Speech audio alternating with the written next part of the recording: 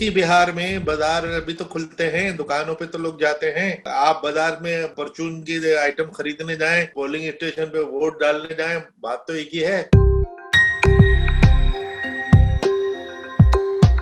अगर complainant complaint कर रहा है कि हेट स्पीच है, इलेक्शन कमीशन का डेजिग्नेटेड है, उस पर इन्हें विश्वास करना चाहिए। फौरन मशीन को चाहिए, कंप्यूटर को चाहिए कि वो हटा दें। लेकिन इस मशीनरी को जरा और टाइटन करना पड़ेगा। लेकिन अभी ये फुल प्रूफ हमारे पास इसका कोई इलाज नजर नहीं आ रहा फिलहाल।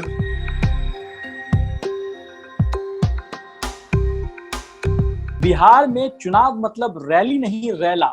और जो गांधी मैदान है, ऐतिहासिक गांधी मैदान, जब तक वो भर ना जाए तब तक चुनाव को माना नहीं जाता है। बिहार में चुनाव गली मोहल्ले में सभाएं होती हैं, लेकिन इस कोरोना काल में चुनाव कैसे होगा और कैसा होगा, ये एक बड़ा सवाल है। सर, इस चुनाव इस दौरान हो रहा है, चुनाव आयोग ने गाइडलाइन जारी कर दी है कि चुनाव होगा। पहले अब तक चल रहा था कि क्या चुनाव का डेट आगे बढ़ जाएगा, क्या चुनाव के लिए कुछ और अलग तरीके से चुनाव होगा, लेकिन अब चुनाव के गाइडलाइन आ चुका है और चुनाव की बात हो चुकी है। आप इसको किस तरह देख रहे हैं? देखिए, चुनाव का होगा कि नहीं होगा, ये जो स्पेकुलेशन थी, मैं तो इस पे पिछले 4 महीने में कितनी बार बोल चुका हूँ कि चुनाव के पोस्टपोन होने का सवाल ही नहीं पैदा होता। बीच में 34-35 दुनिया के में चुनाव हुआ है कि देश चुनाव कर ले और इंडिया न सके, ये तो हो ही नहीं सकता। इंडिया तो गुरु है, लीडर है।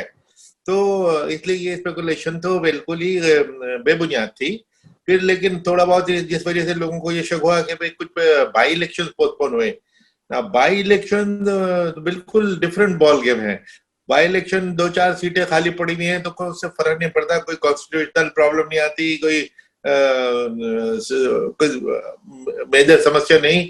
क्योंकि लेकिन अगर विधानसभा का इलेक्शन ना हो, एक दिन भी बियॉन्ड द ड्यू डेट हो जाए तो प्रेसिडेंट रूल लगाना पड़ता है, तो वहां तो कॉन्स्टिट्यूशनल क्राइसिस हो सकता है।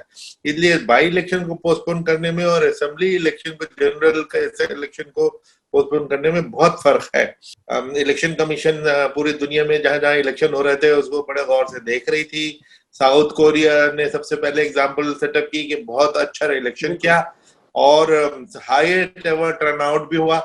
तो अब वो हमारे लिए भी चैलेंज हो जाता है कि अगर साउथ अफ्रीका जो हमारे मुकाबले में बहुत छोटा देश है, अगर वो कर सकता है तो हम क्यों नहीं कर सकते। तो अब उसे इलेक्शन कमीशन ने जो गाइडलाइंस किए हैं, रॉकेट साइंस नहीं है, बिल्कुल जो जनरल सेफ्टी प्रिकॉशन जो कोविड के लिए बताया जा रहा है हम सब के लिए, उन्हीं को उन्होंने इसमें गाइडलाइन में डाला है। सर, एक चीज है कि आप साउथ कोरिया की बात करते हैं, हम श्रीलंका में इलेक्शन की बात करते हैं, लेकिन जिस तरह से बिहार में कोरोना जब पूरे देश में कह सकते हैं कि दिल्ली जैसी जगह पे रुकने लगा, तो बिहार में अचानक बहुत तेजी से कोरोना फैला है। तो उस दौरान कैसे मतलब इलेक्शन कमीशन इतना बड़ा फैसला कर सकता है, लोग ये सोच सकते हैं। उसी बिहार में बाजार अभी तो खुलते हैं, दुकानों पे तो लोग जाते हैं। आप बाजार में अपने परचून की आइटम खरीदने जाएं या पोलिंग स्टेशन पे वोट डालने जाएं, बात तो एक ही है। तो जो ओनली थिंग इज कि प्रिकॉशंस होने जरूरी है। प्रिकॉशन क्या है? सोशल डिस्टेंसिंग, मास्क का पहनना, जो स्टाफ है वो पीपी किट में होना, मशीन पे आप उंगली लगाएंगे वो छुए न जाए, उसके लिए वो ग्लव्स का प्रबंध करने जा रहे हैं।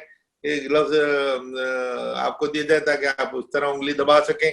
इसी तरह जो रैलीज हैं उसमें सोशल डिस्टेंसिंग के उन्होंने हर जगह, हर चीज में सोशल डिस्टेंसिंग। सर, कह सकते हैं कि जो रूलिंग पार्टी होती है उसके पास कहीं ना कहीं एक एडवांटेज होता है, और जो अपोजिशन पार्टीज हैं और जो स्टेट की पार्टीज हैं उनके पास वो संसाधन चीजें नहीं होती हैं। वो उस तो कहीं ना कहीं एक बात उठेगी कि गैर बराबरी की बात हो सकती है चुनाव आयोग को लेकर, कि आप एक तरफ एक पावरफुल है और एक तरफ कम संसाधन वाले लोग हैं, कम संसाधन वाली पार्टीज हैं, उनके साथ कैसे इसको बराबरी की तरह देखा जाएगा। उस पार्टी को एडवांटेज होता है वो तो होता ही है, लेकिन ये अभी तो याद रखिए कि रूलिंग पार्टी कितनी बार हारती रहती है, हर जगह जगह जगह हारती है। तो कितना एडवांटेज होता है, उस एडवांटेज की भी एक लिमिट है। तो इसलिए उस पर बहुत ज्यादा उसकी चिंता नहीं करनी चाहिए। कम संसाधन वाली पार्टी अगर पॉपुलर है तो लोग वोट देते हैं। थोड़ा बहुत डिसएडवांटेज हो सकता है लेकिन इतना नहीं। कहीं ना कहीं बिहार जैसी जगहों पे नेटवर्क का भी प्रॉब्लम है, डिजिटल लिटरेसी की भी इशू है, मोबाइल फोन जो है, नंबर ऑफ यूजर्स कितने हैं फोन के, तो ये सारी चीजों को भी देखेंगे हम। कई दिन से स्पेकुलेशन थी कि भाई सोशल मीडिया का इस्तेमाल होगा जिसमें रूलिंग पार्टी को एडवांटेज है। मैंने एक आर्टिकल लिखा था, इंडियन एक्सप्रेस में छपा, उसमें मैंने ये लिखा कि देखिए बिहार में इंटरनेट वगैरह की पेनिट्रेशन और मोबाइल स्मार्टफोन का रीच जो है अबाउट 30% के करीब है। तो मेजोरिटी 70% के पास तो इंटरनेट या ये फोन ही नहीं है। और जो आप बहुत ठीक कह रहे हैं कि कनेक्टिविटी की प्रॉब्लम, तो स्टेट्स में बिहार जैसी स्टेट में जहाँ पे बैकवर्डनेस काफी है तो वो तो बहुत ज्यादा है।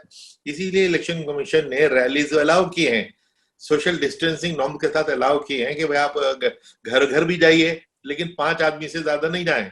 आप रैली भी निकालिए लेकिन एक बार में पहले 10 गाड़ियां 10 कारें एक साथ चलती थी, उसके बाद 100 मीटर के गैप के बाद दूसरी 10 कारें होती थी।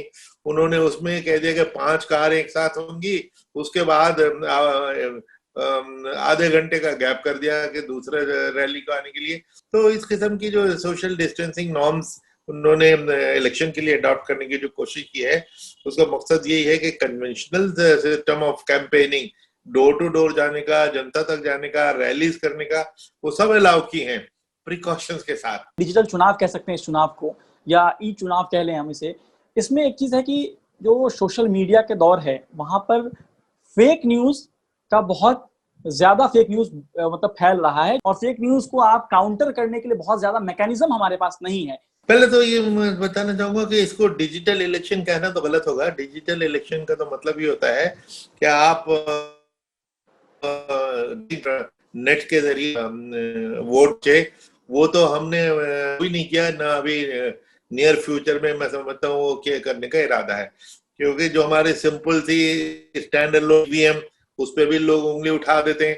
ऐसी सूरत में डिजिटल वोटिंग अलाउ करें उसका तो सवाल ही नहीं पैदा। लेकिन जो डिजिटल कैंपेन की आप बात कर रहे हैं, ये बात ठीक है, उसमें सब बहुत बड़ी समस्या है। और जब से ये कोई 10-12 साल से हम देख रहे हैं जैसे सोशल मीडिया शुरू हुआ था कि इसका इलाज क्या करें। शुरू में तो ये जो डिजिटल मीडिया प्लेटफॉर्म है ये बात करने को तैयार नहीं होते थे, लेकिन 2019 के इलेक्शन से पहले इलेक्शन कमीशन ने इनके साथ कई मीटिंग करके फेसबुक व्हाट्सएप वगैरह के साथ मिलके आई थिंक फेसबुक के साथ ये अरेंजमेंट किया था कि भाई हमारे एक तो वोटर एजुकेशन आप करो, लेकिन फेक न्यूज के लिए या हेट न्यूज के लिए उन्होंने कहा कि साहब हम मानते हैं कि फेक न्यूज होती है, हेट स्पीच होती है और हम उसको पे एक्शन लेने को तैयार हैं, लेकिन हमारे पास कंप्लेंट जनता से नहीं आनी चाहिए, हमारे पास कंप्लेंट आनी चाहिए किसी डेजिग्नेटेड ऑफिसर की तरफ से। तो इलेक्शन कमीशन ने कुछ डेजिग्नेटेड ऑफिसर बता दिए उनको, फेसबुक को, कि अगर ये कंप्लेंट करेंगे तो आप उनकी कंप्लेंट के ऊपर फौरन एक्शन लेंगे। तो उन्होंने फिर फैसला किया कि 3 घंटे के अंदर अंदर हम उसको एग्जामिन करेंगे कंप्लेंट, और अगर कोई फेक होगी या हेट होगी उसको हम निकाल देंगे।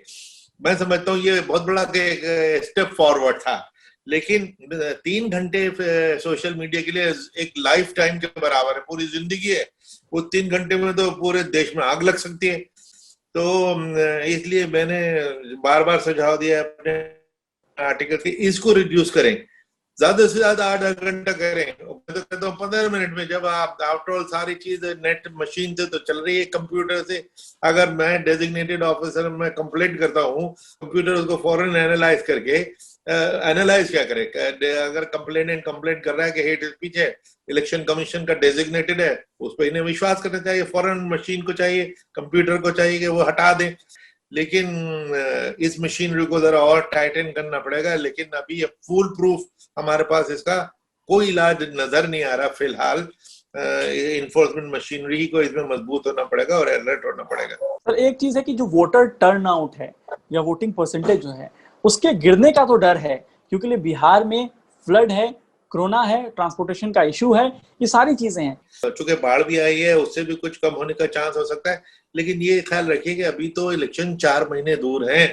अभी तो हम अगस्त में ना, सितंबर, अक्टूबर, नवंबर, नवंबर के एंड में तकरीबन है ना, तो 4 महीने में तो हालात बहुत बदल जाएंगे। फ्लड भी सबसाइड हो चुकेगा, शायद कोविड पे भी कंट्रोल हो जाए। लेकिन इस सबके बावजूद अगर वोटर टर्नआउट थोड़ा कम होता है तो दुख की बात है, लेकिन कुछ इसका इलाज तो नहीं।